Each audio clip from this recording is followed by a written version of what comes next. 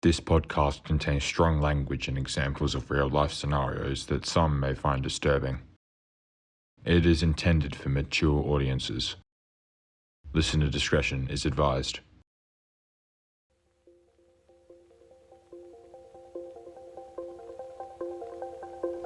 All right, back from the break with Graham, and we just kind of, before the break, we wrapped up the Afghan deployment in 2007, 2008.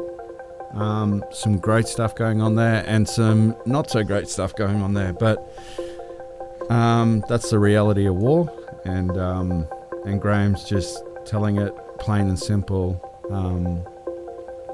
and he's not spruiking about it, it's just his experience, and I think he's to be congratulated for that. This is the Virtus House Kennel Kast. I should say that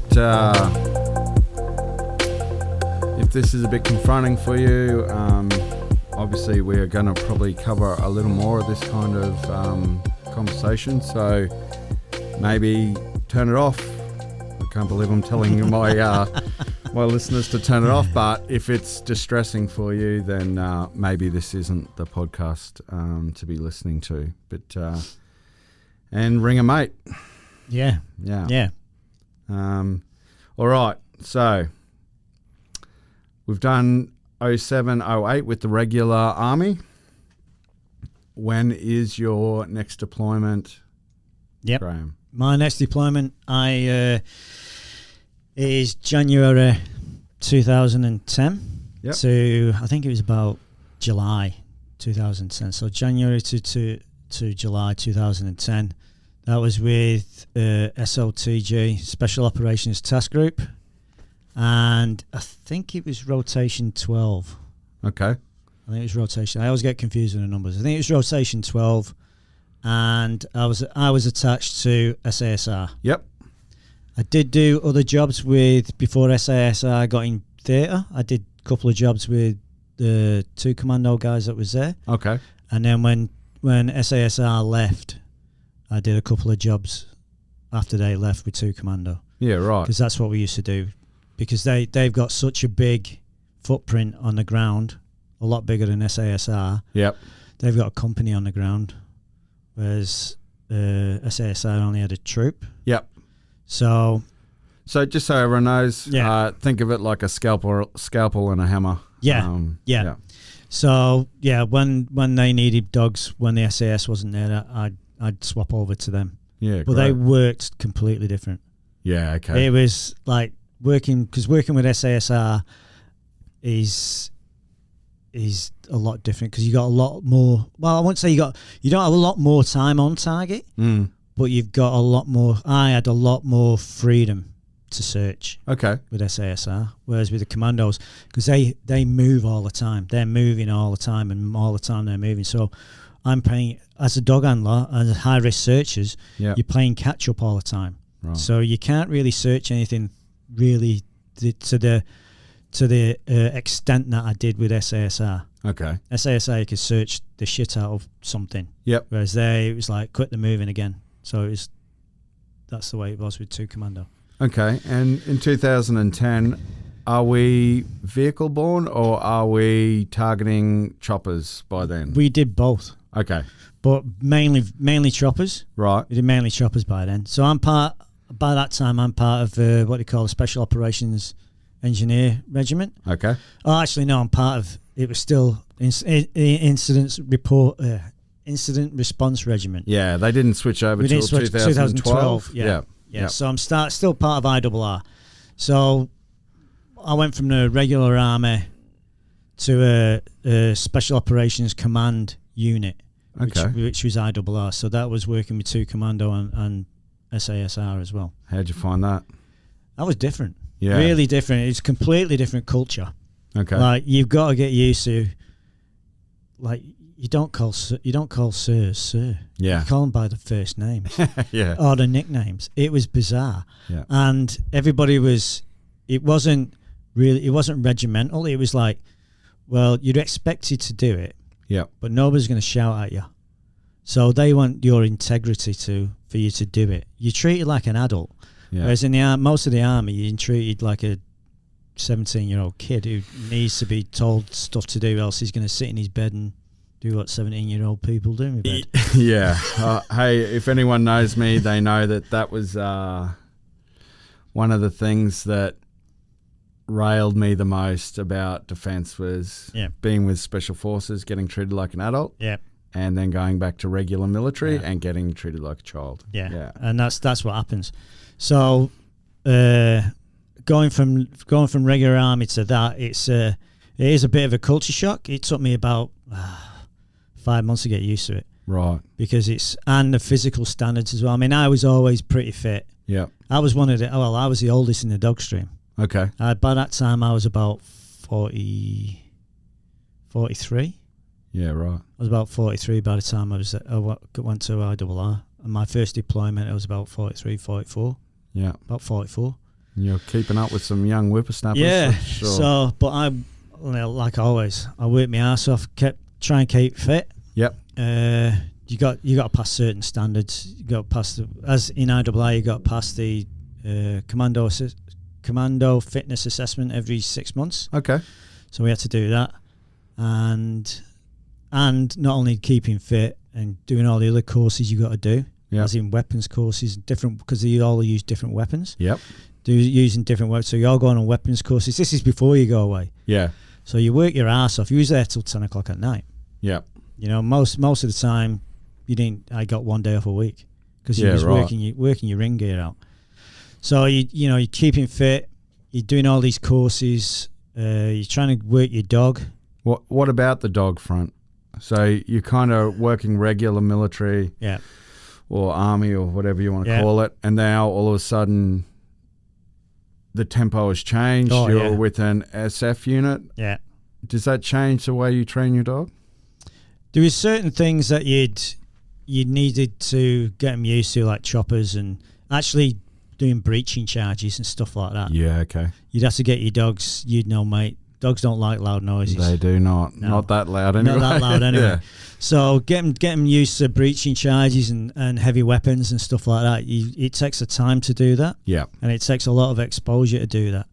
And every time anybody went out to the range or the DEMS range, we'd go out and do stuff like that. And you'd just work them closer to it. Yeah. Closer to it over time.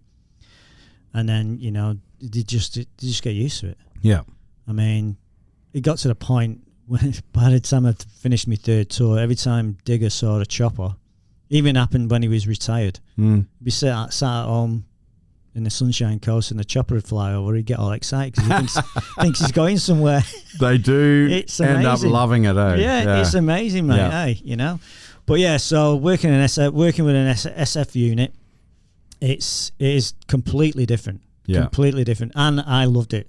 You work your ass off, you get treated like an adult, and there's usually a lot more resources. Yeah. There's a lot more resources you can call on, which is great. Yep. So that's good. So what about having been around those personality types, you and I? Yeah. How was it getting used to that alpha group?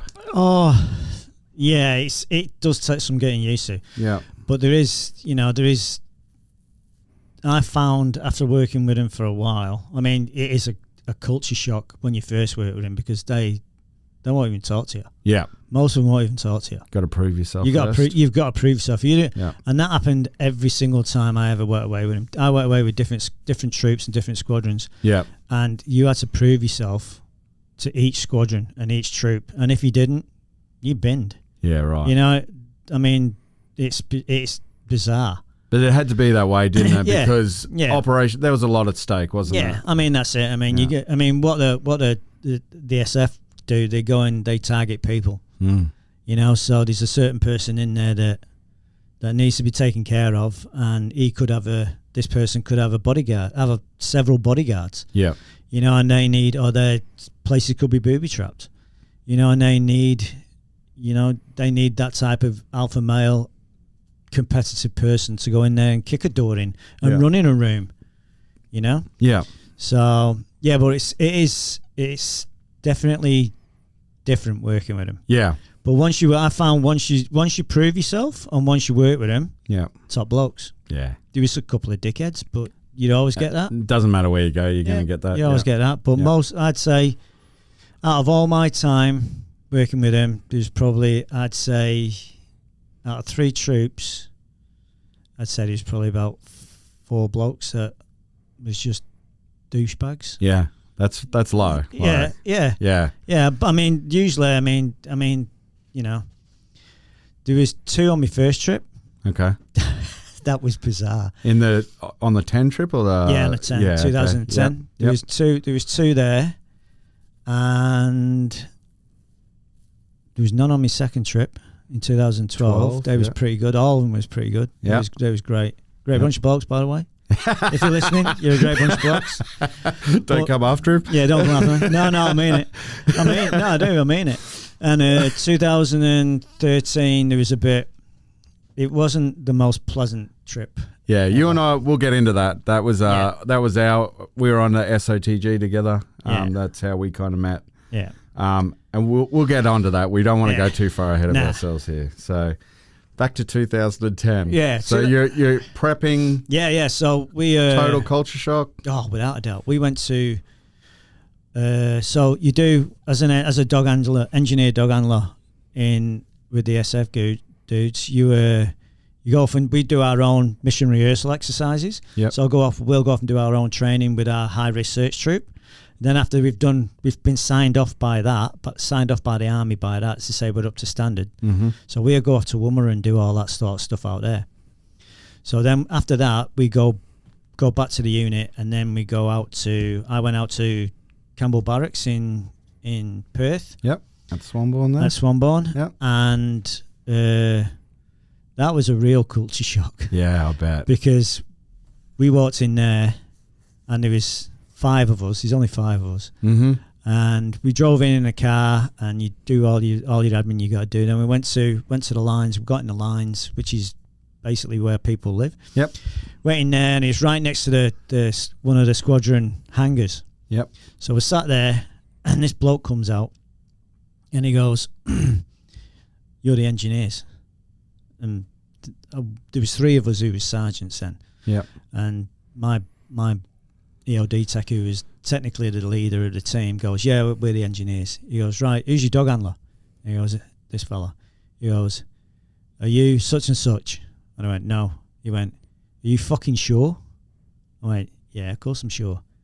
I said, "Why?" He goes, "We don't want him." And I went, "Right, okay, fair enough." Then he goes, "Right, I'll show you, I'll give you a walk around." And he took us around, and we was there for 3 weeks. Yep.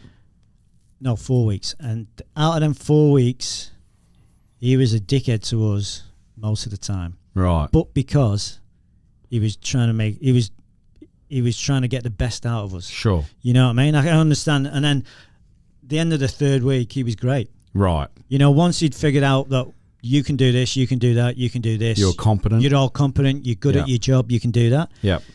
It was just an act. Yep. You know, it changed then, and it was like, "All right, mate, how you going?" Yeah. But before that, it was like, I was like, "Shit, this is going to be a long time. This is going to be a long time." And if they're all like this, it's going to be crap.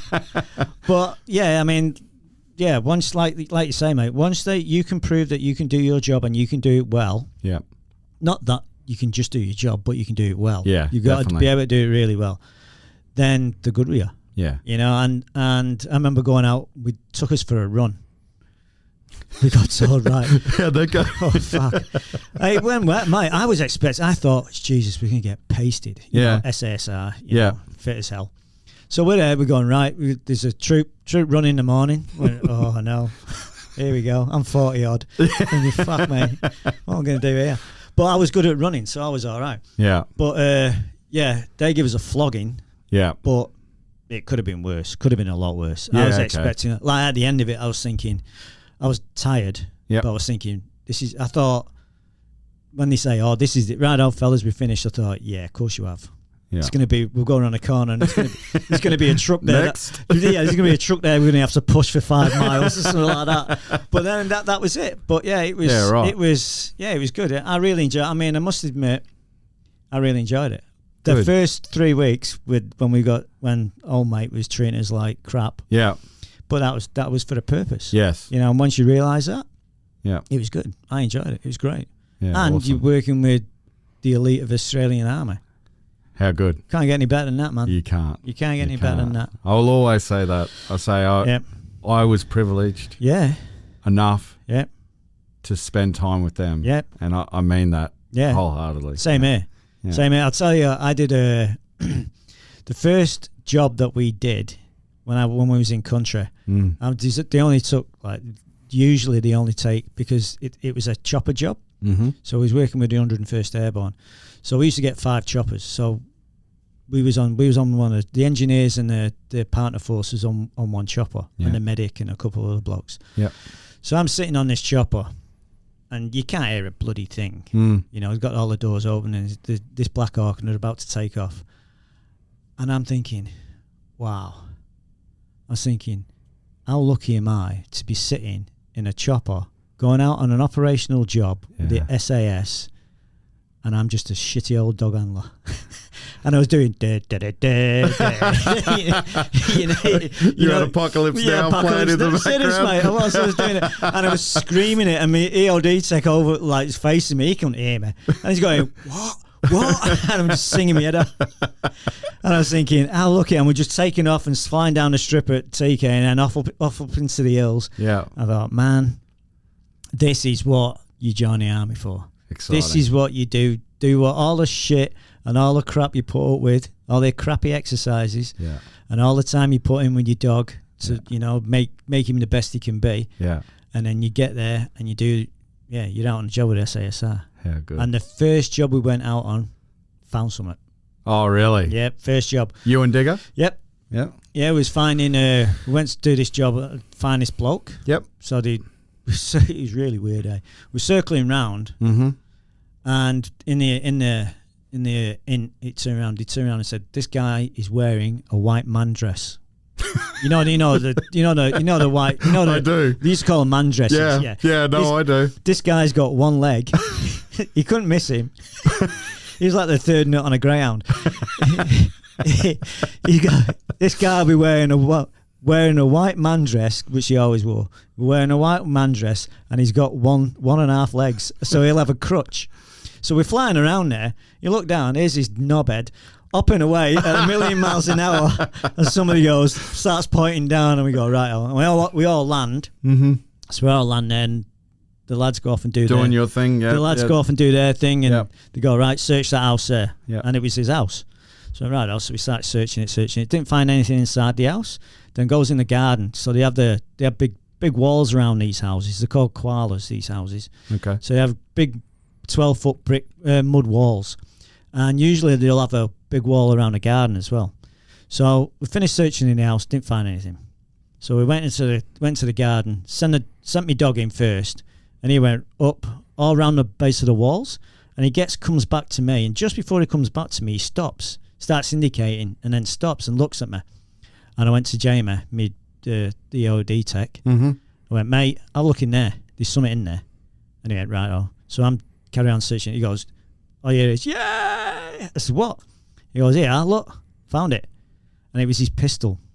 Okay. Because all the Taliban leaders or management, commanders, have pistols. Yeah, right. So it's a shitty little pistol. And they always have these stupid... If you ever seen... remember the old cowboy films from the 50s and 60s? Yep. You know their pistol belts that they always have? Yep. They always have them, with the rounds in them. Yeah. Individual rounds. Oh, bandola type situation. Yeah, they have them. Yeah. And they're all... Usually they put glitter... It sounds really fabulous. They put glitter on them, mate. Yeah, right. Yeah, honest, it's weird. So he pulled it out and I went, yes. Fucking first, 100%. Yeah. First job, first find. Yeah. Brilliant, eh? So we came back in. So real kind of props you up, hey? Oh, mate. And people go, oh, did you find anything? Yeah, mate. Yeah.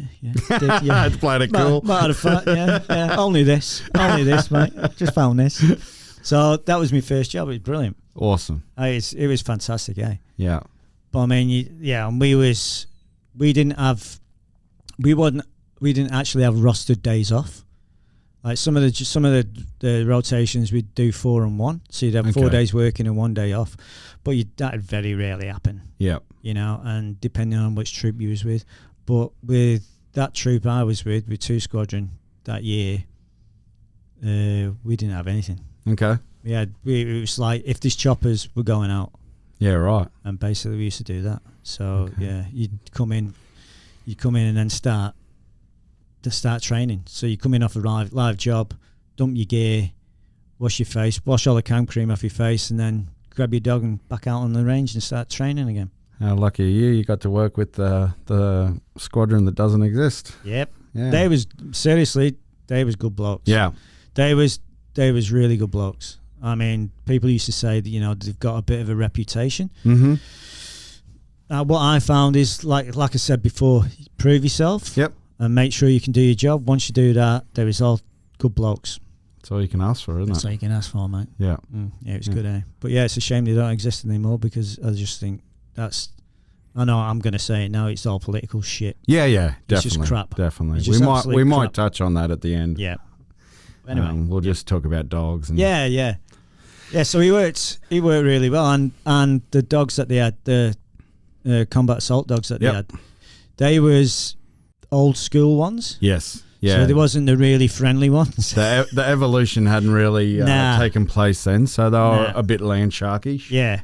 But they treated Digger all right. Yeah. They didn't smash it. I thought, shit, here we go. As soon as they see each other in the chopper, it's going to be on. Yeah. Well, it's not going to be on. Digger's going to get eaten.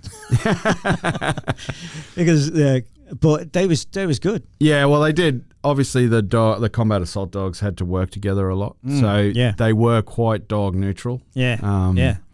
So yeah, I think that would have been the least of your troubles. Oh, it was. They're more likely to latch onto you than they were onto the dog. I've seen them do. Well, I've seen them do that. Sat there eating lunch one day out on the range. Next thing you know, here's somebody screaming, turn around, and one of the combat assault dogs having a bite of it. I was like, yeah, all right. I was like, that's surprising. Well, that was old school. Yeah, it was, mate. I'll put that caveat in there. Yeah. In 2011, 2012 was quite an evolution in the combat assault dogs due to the hard work of some operators and support staff, and that they really kind of flipped the dogs around and they became uber professional. Yeah, they were definitely spectacular. Yeah, but that we got to get there. We got a history. Yeah, mate. Yeah, definitely. Yeah, but yeah, it was good. So that was the first job I went out on. Okay, we did a few more, and I ended up finding that trip. I think it was about 14, 15 cases. Oh wow! I found. So awesome. Yeah, it was good. Awesome. Yeah. So. And where were you based for that 2010 trip?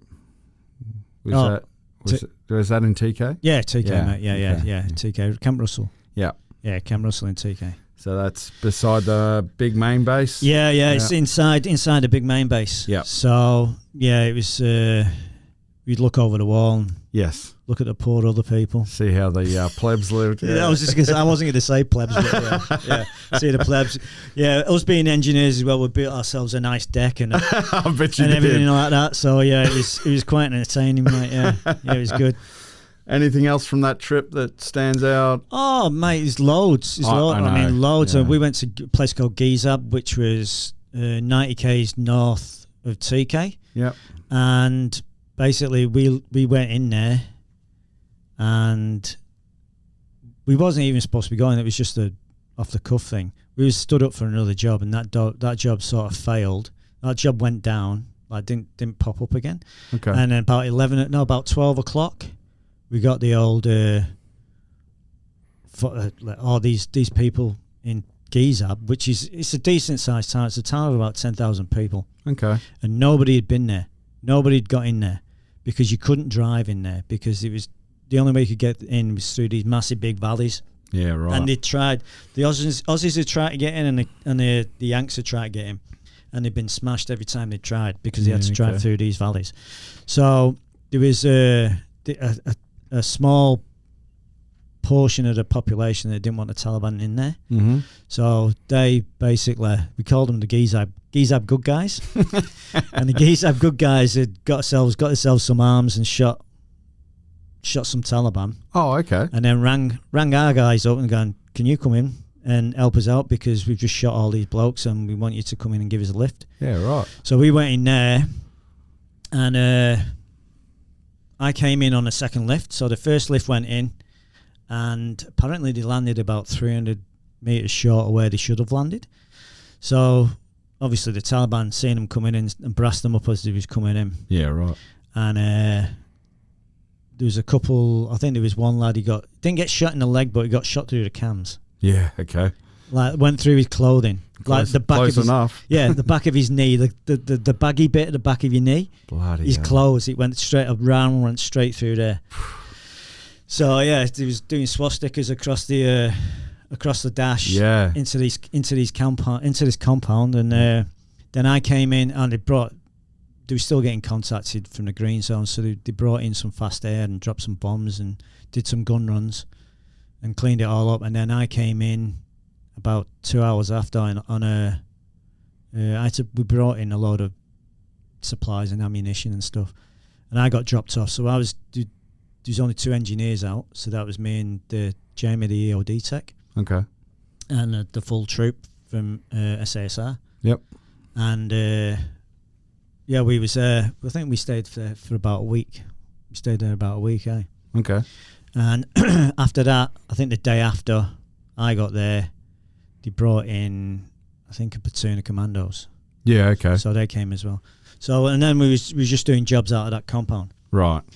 But you was listening to, you could hear the guys who was running the electronic warfare. They was telling us what the Taliban was saying. Yep. It's pretty funny. Yeah. Yeah, okay. He was saying, like, because we was on one side of the river and the town was on the other side. Yeah. This great big river.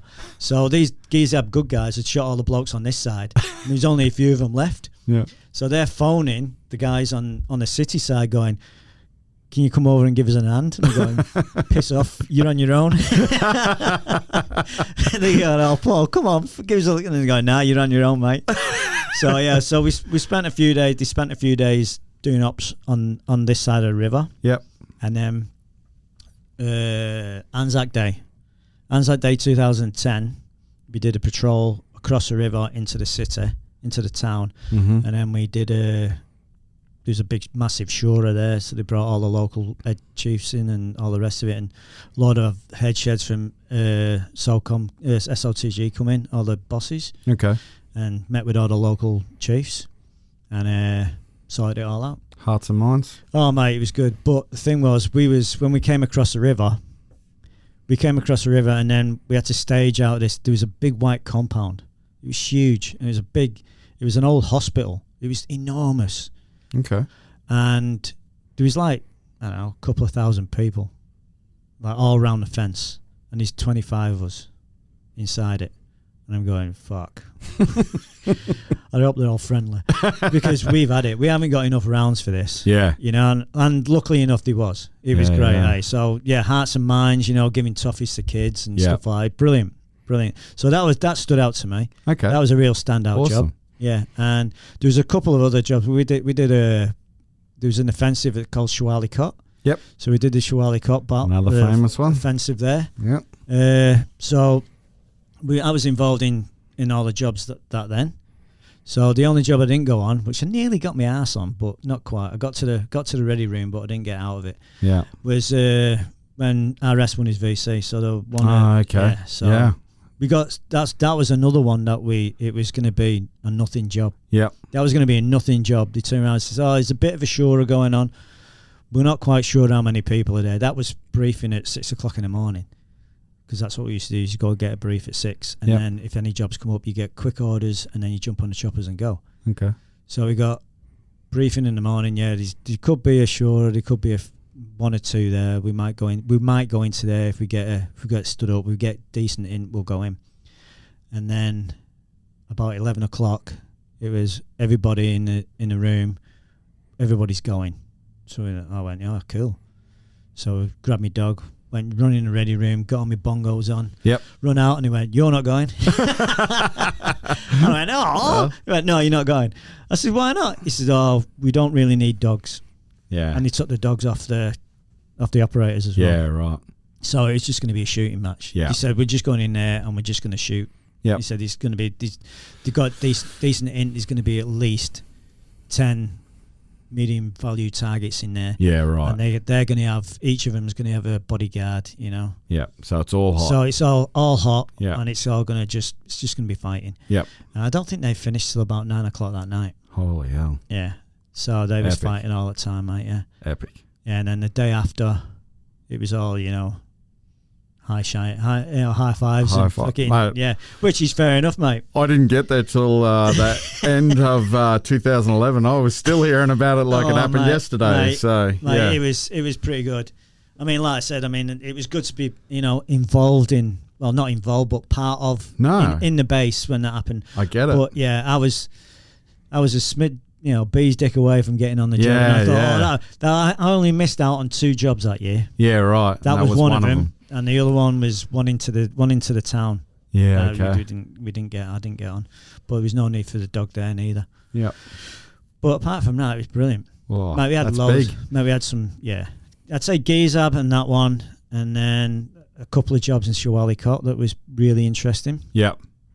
But yeah, that was wild, man. Yeah. That was wild. I mean, I remember we just after that we went to this compound, and actually we did a job at night and was flying in, and we was coming. We landed, and as we landed, we got some trace up of the top of our heads. Mm-hmm. Then we went to the nearest compound and did the usual quick search and grabbed a couple of suspicious looking blokes, blah blah blah. And then as we walked out, the Apaches was above. The Apaches just let go, and the rounds landed about 100 meters away from us. Whoa. I shit myself. Yeah. You can't see a thing because it's pitch black. Yeah. And the next thing you know, it's just bright white flashes as the rounds hit the floor. Yeah.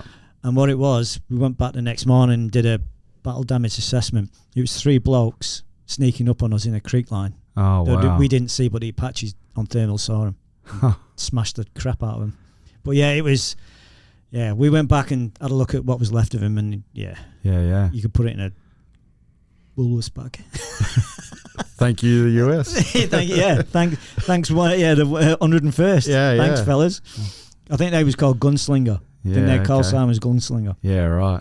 Yeah, so we did a job, 2 jobs around that area, and we got contacted all the time. I mean, you'd be a contact nearly, I won't say every time you went out, but there'd be, say, 1 in 2, 1 in 3 times you go out, there'd be contacts. Yep. So you get used to getting shot at, and that's the role of things an like SF team, hey? yeah. Yeah. And our job was to go out. I mean, if a Taliban was shot, we go out and collect fingerprints and stuff like that off them, so you could find out who they are. That was my secondary role. Biometrics. Yep. Yeah, do the biometrics. So my first role was a dog handler. Then it's biometrics. Okay. Yeah. So yeah. Yeah, right. It's pretty cool. Yeah, definitely. Definitely. All right, so that goes to July? Yeah, July, yeah. Yeah. All right, so you come off that, and then you're back in the real world? Yeah, back to, the real world as in civvy world. Yeah. You know, walking around. My missus used to say, "I love you when you come back." I said, "Why is that?" She goes, "You're really quiet. You're really quiet and you don't care." You know, like, you know, I'd go to the shopping centre and lose my shit before that. I'd come back and I didn't care. Yeah. Because you put things into proportion. Yeah. You know, you see the people in Afghanistan who've got absolutely nothing. You know, their kids, their infant mortality rate is through the roof. Yeah.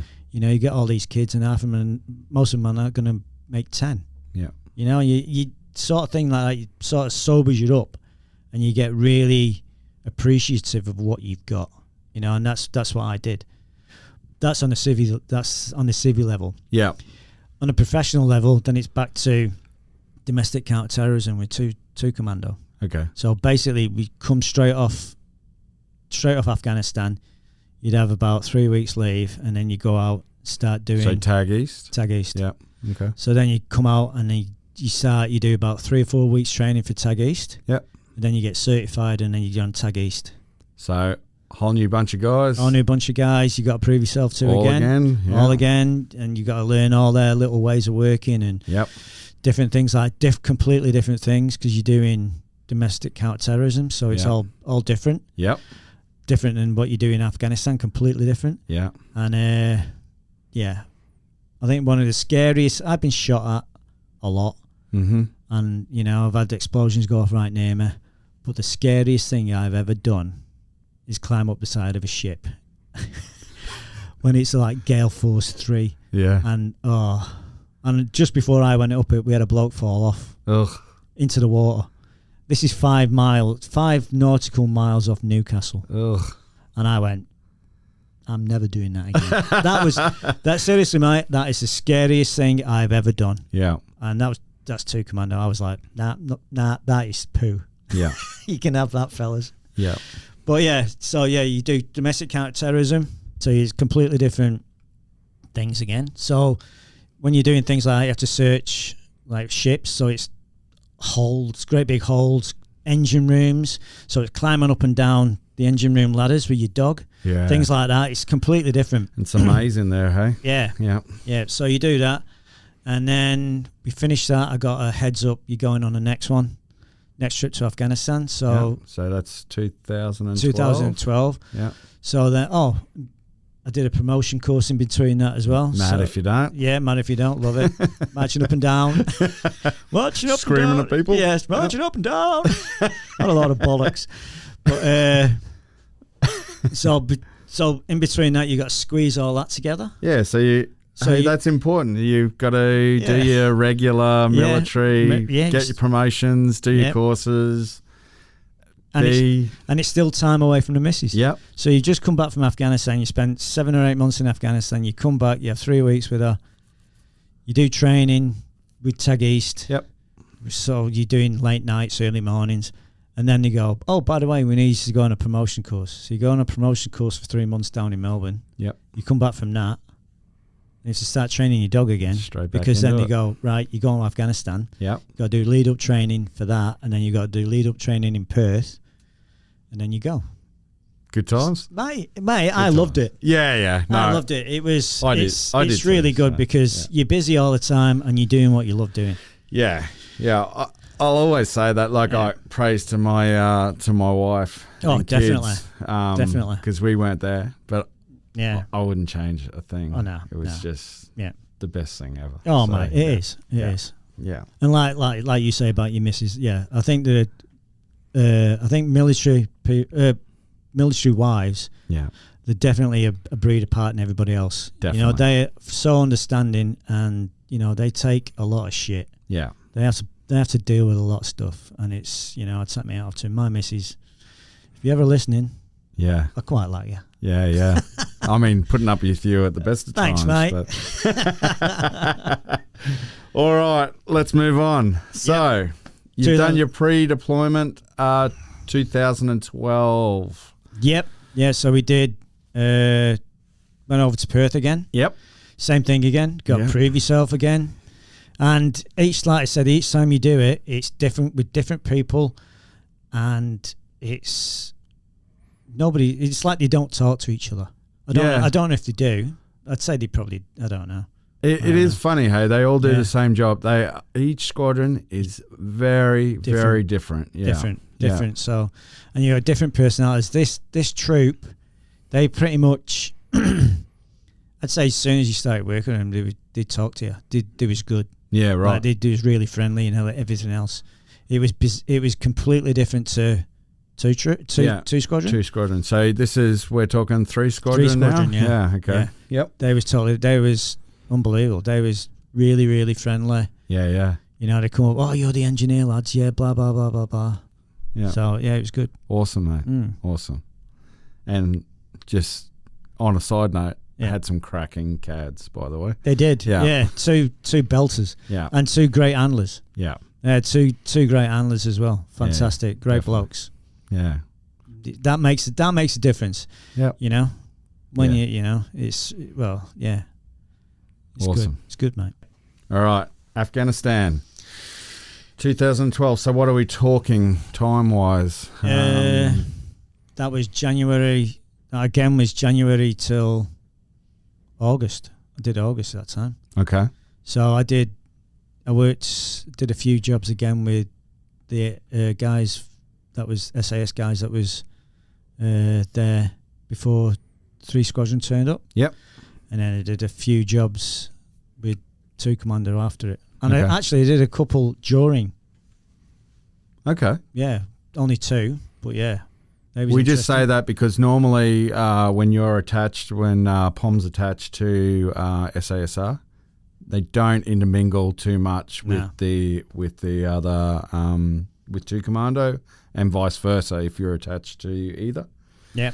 But you did. Yeah, only a couple. Okay. Yeah, so we was on what they call a 4-and-1. Yep. So you work 4 days and then you supposedly get a day off, but that didn't work. It wasn't a day off anyway. Even if you didn't work out chasing the bad guys, you was out training your dog. Yep. So you didn't actually get a day off, so you could lie around in bed and watch Archer. Good in theory. Good in theory, but it didn't work. And usually, if they had a chance of getting choppers, we'd get the choppers and go out and chase blokes. Yeah. So I mean, I think it was that rotation got more bad guys than any other rotation. It's in the military circles. This is quite a famous trip. Yeah. Yeah. Yeah, it is. Yeah. It is a famous trip. Yeah. Let's hear it. Oh mate, yeah. Oh, well. So you're still with Digger? Yeah, still at Digger. So you guys would be a well-oiled machine by now. Yeah. But by that time, I'd had him since 2006. Yeah. So I've had him 6 years. Yeah. So basically, he knew it. He knew his job left, right, and centre. Yeah. And he's used to choppers, and he was used to loud noises and blah At the blah top blah. of his game. Top of his game, mate. Yeah. He was on it. You Yeah. know. So, just it was, and the way they worked as well, the way that squadron worked, the way the other squadrons worked was basically they'll take the dog handler out and the dog, and they'll take the EOD tech out. Okay. And none of the other engineers. They won't take anybody out. Yeah, but right. That 3 Squadron, they used to take most of us most of the time. Yeah, okay. So they go off and do their thing, and Yep. then they'd leave us alone and let us do ours and go, right, lads, we'll meet you down here. Do what you got to do. Everything's clear. Yep. We've got everybody, all the bad guys. You do your thing and find some shit. Yeah, go And searching. that's what we did, mate. And we found shitloads. Really? Mate, I found 25 explosive caches, like arms, ammunition, and weapons. 25, and then I also found 2 caches of wet opium. Yeah, right. Yeah. So my dog's not trained for that. Nope. So I remember the first one. We just went into this room, and it's just jumble of shit everywhere. These tiles, these bricks, these crap everywhere, just leaning against the walls. So he's running around, and these old tires and stuff like that in the way, all over the floor. There's just crap all over the floor. So he's picking his way around there, and there's a stack of tiles, like probably 3 feet high and about 8 feet long against the back wall.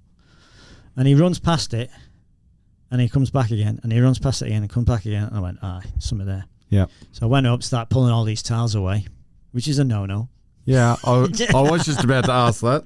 Which is a no-no. So you've got an explosive detection dog. Yeah, and, you don't know what's there, but I thought, well, it's one of those things that you never know. Yeah. So I pulled them all away, and what he'd done, where the tiles was, they'd chipped away in the wall, and then pile the tiles up.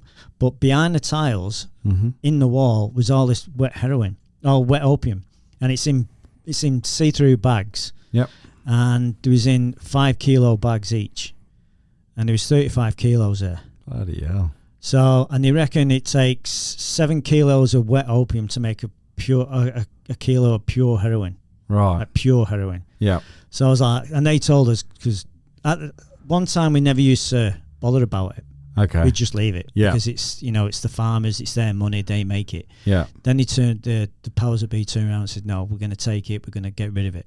Okay. And I was bit conflicted. Yeah, I was, mate, because you see these poor Afghanis, they've got nothing. Yeah. They've got 10 kids. Yeah. But that's how they make their money. It's how they make their living. Mm. But I was told, right, no, bring it here, we'll blow it up. Yeah. So I took it away and blew it up. So that was the first one. The second one was the same. Okay. And I was a bit conflicted with that. I didn't think it was, too flash. Yeah. But yeah, I was amazed that my dog found it. So I've got my thoughts on that. Why do you think your dog was hitting on it? What was it? A completely different smell. Yeah. It just stood out. Something that stood out. It just stood out. It was completely different because the room would have had that normal smell. Yeah. The normal Afghan smell, and then this smell was completely different. Yeah. So the dog went, there's something there. Yeah. I don't know what it is. Yeah, he's trying to work it out. I don't know what it is, but there's something there. Yeah. So that's when Yeah. And his senses, he could pick up, mate. We went into this garden one day, like this great big walled garden. Mm.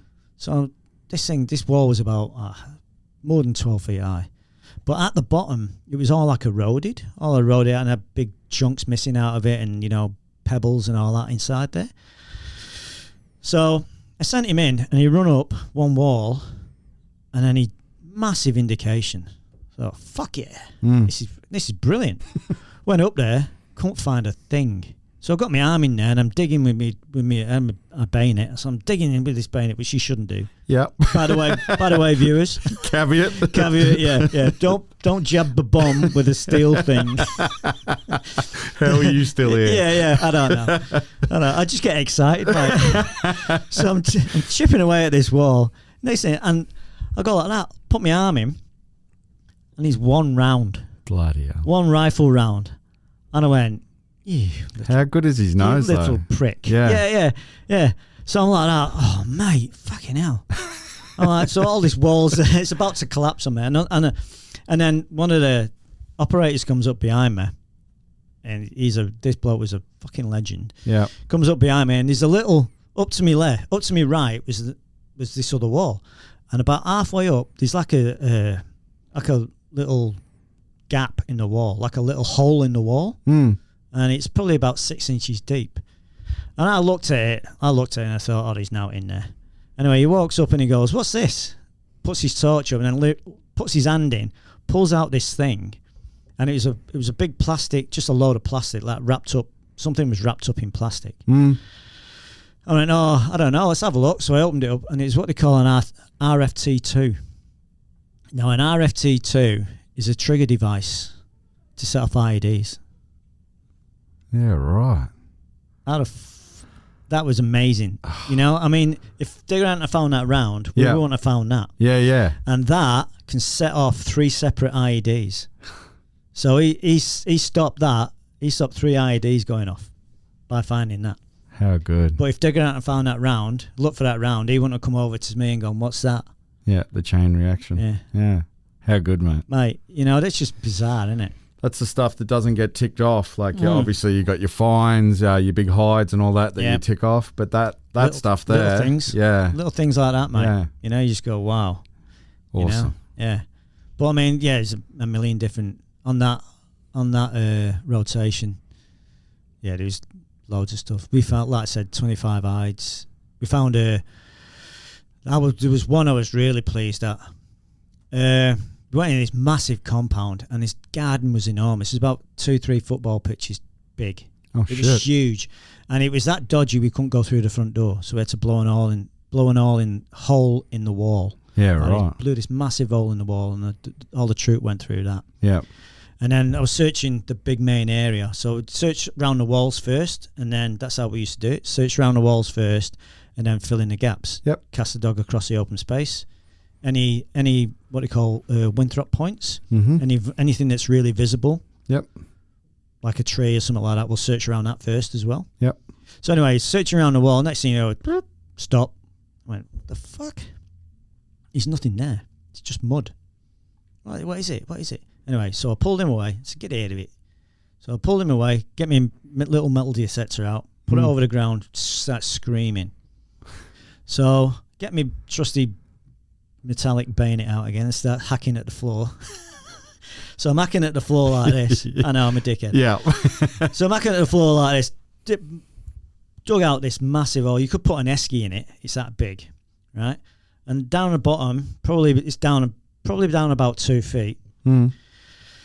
It's this sort of yellow plastic thing. It's like all plastic strips all tied together.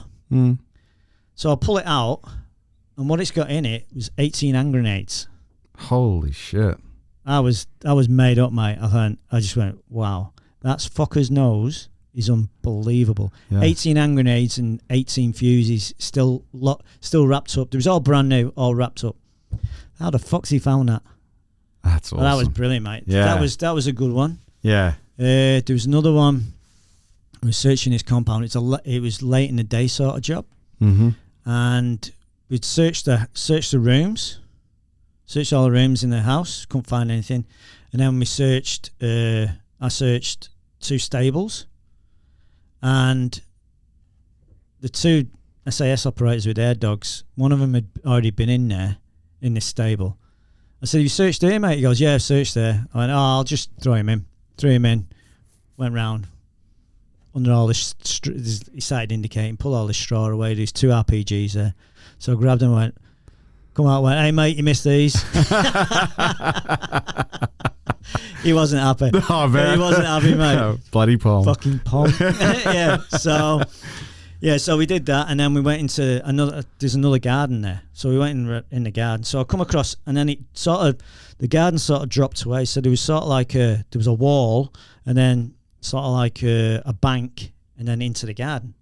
So I was stood on the top of the bank, and I sent the dog around. He went around like that, come straight back to where I was, underneath my feet. I couldn't actually see the other end of the bank because it went down that steep. Yeah. So he come back, and he just sat there and looked. He didn't even start. He just looked at me like that. He looked, give me these, I found something eyes. Yep. You idiot, here it is. Yeah, yeah. And I come down off the bank, and there's this little white. It would have been about, I do inches, so it would have been 2 inches. Okay. 2 inches long of white cloth hanging out the bank. Just lying on the bank, like it was buried in the bank. Yeah. So what the fuck's that? So I just pulled it like that. As I pulled it, it all come loose. And behind it was this little doorway with a stone door on it. It was about, I'd say, it was big enough you could crawl through it. Holy crap. It was a pretty sizable stone door. Yeah. So I pulled the stone door off, stick my torch inside. There's all this shit in there. I think it was 21 RPGs, 2 RPG launchers, an old style Russian machine gun, and about 2,000 rounds. Wow. And all the fuel rods for the RPGs, all the fuel, all that as well. And I went, yes. Mate, how good is that dog? That was cool. He was awesome, mate. Yeah. In his day, he was spot on, eh? Yeah. Yeah. So then, yeah. But it takes a team, eh? Like, mate. You don't recognise his changing behaviour or don't read him right. Yeah, you just push him on. You miss it. You just push him on. Yep. Nah, leave it, mate, leave it. He goes away because he trusts me. Yeah. And I always said it to the lads, and everybody that taught me said, always trust your dog. Yeah. If he looks like he's found something, he's probably found something. Yeah. If he's indicating, dogs don't indicate for no reason. Yeah, yeah. They respond for no reason. Yeah. But they don't indicate. You know the old adage of, I always say it to me, what's the difference between indication and response? An indication is something you do involuntarily when you recognise something. So if you walk past somewhere and you can smell fresh bread, you go, oh, fresh bread. Yeah. And you'll put your head in the air. That's what I do anyway. Yeah. And I'll always do that. Whereas if you're just doing a false response, as dogs sit on their asses, he'll just sit on his ass without the indication. Yeah, yeah. So and that's what you need to know as an EDD handler. You need to know the indication, not to be able to read that. To read it, you've got to read it. You got to be able to read it. See him 200 meters away, see him doing his behaviour, and you go, "Yep, there's definitely something there." Yeah. So yeah, that's awesome, mate. Oh, mate, we had a lot. We had quite a few. Yeah. Mate, he found one. He found we're in this village. We flew in. And we landed, and we had to do this massive big walk around this river.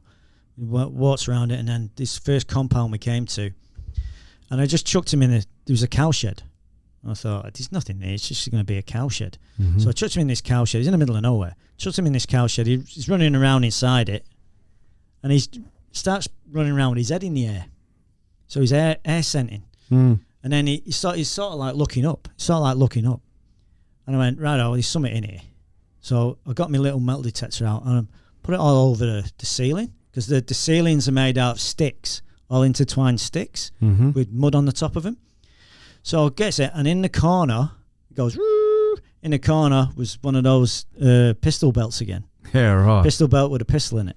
Right, taking all the in the middle of nowhere. Out. Yeah, in the middle of nowhere. So some commander's going around, where's my frigging gun? But yeah, that was one. Mate, so there's sort of things that stand out. Yeah. The others was just finding, you find grenades and you'd find stuff like that. Sure. Hidden in trunks and cases and bedding. You find grenades hidden in bedding, and we found weapons hidden behind bedding and stuff like that. Yep. AKs and that. But they're the standout ones. Okay. But the big standout one was I think it was a place called Langar. I think it was Langar, and it was it was near the end of the tour. Yep. It wasn't actually at the end of the tour, but we still had both dogs, both cats. Mm-hmm. We still had two of them, and we went through this village. We went through this. It was like how can I describe it? Like a chicken's foot. It was shaped like a chicken's foot. The valley. Okay. No, sorry. What's an emu? Does the emu have 3 toes?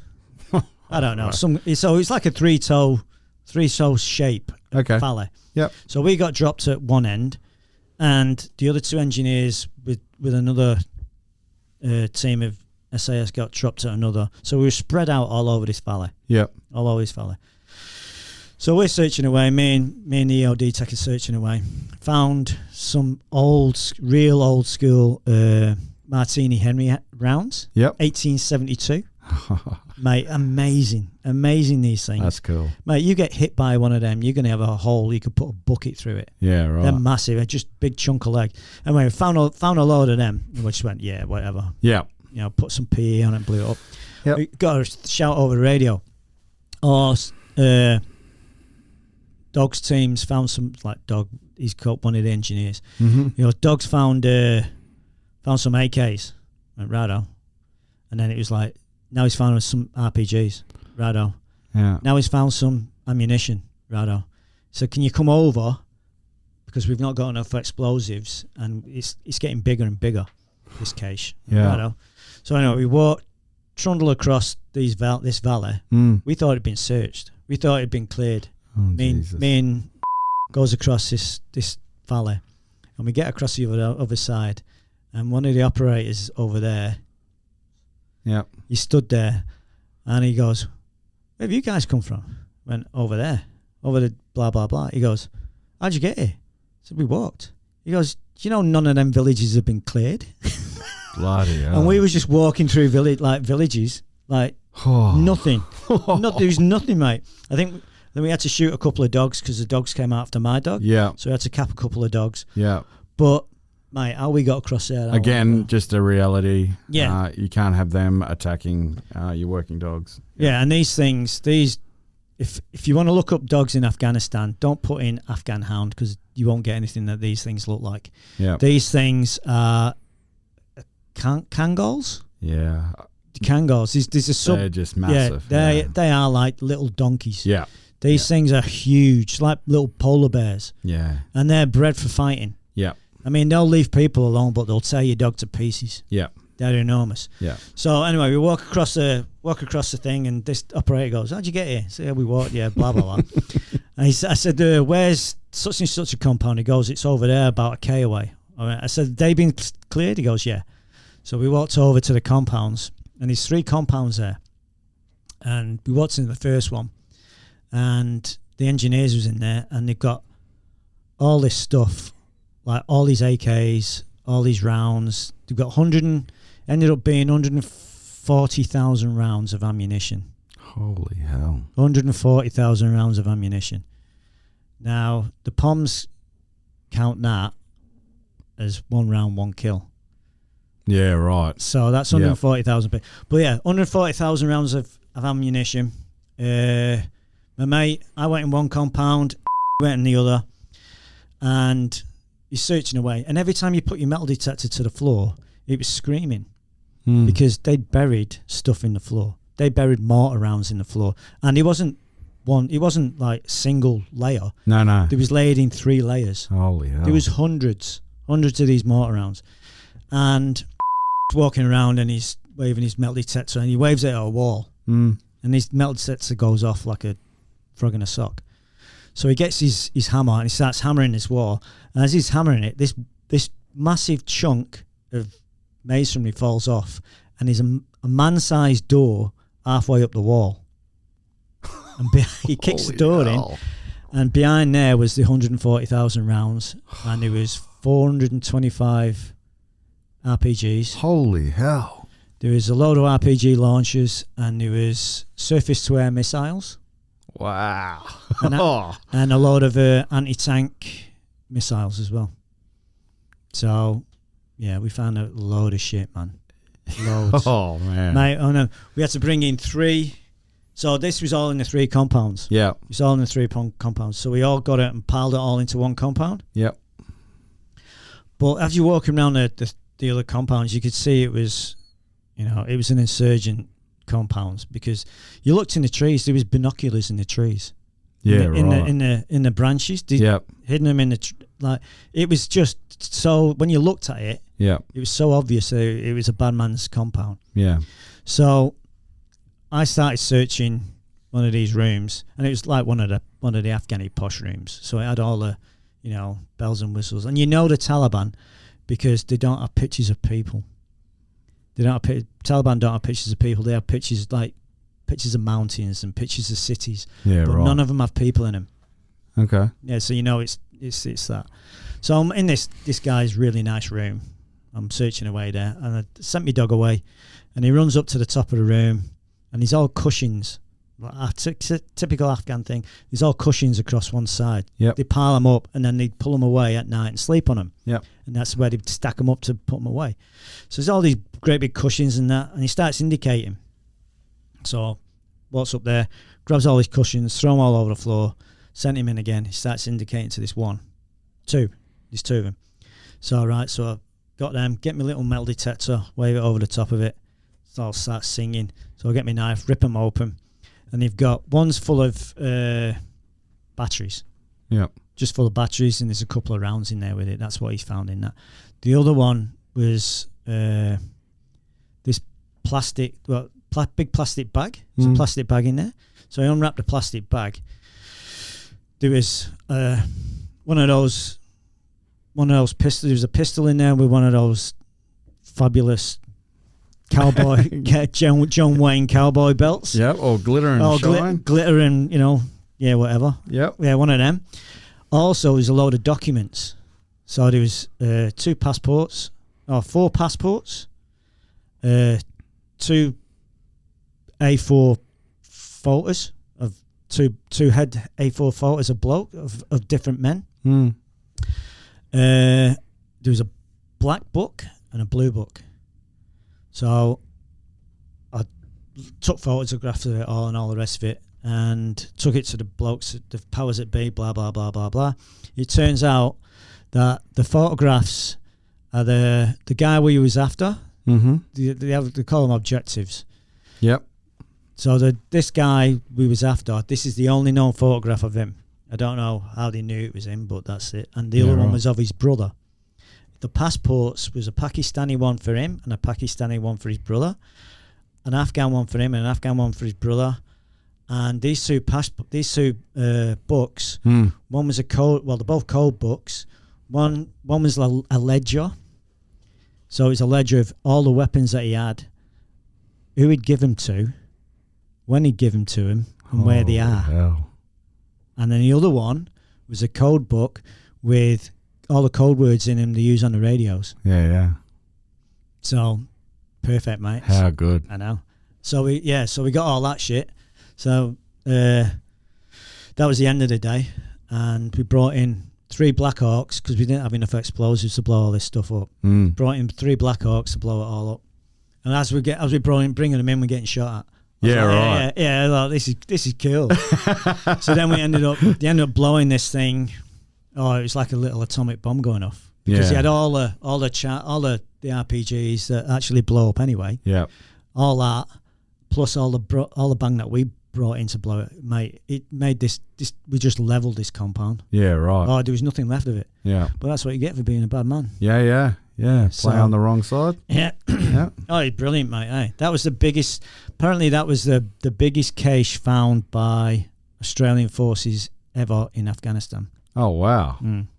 Impressive. Yeah, awesome. That was a good day. Right. We had a beer. Oh, I bet you did. We had a beer at the end of that day. It was excellent. I bet you did. Oh, yeah. I bet you did. So, lots of highs there. Oh, yeah. Yep. And then, obviously, towards the end of that trip, didn't end so well. Nah.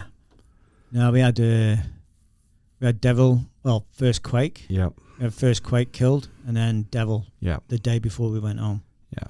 Which was and Dids. Yeah. Yeah, that was.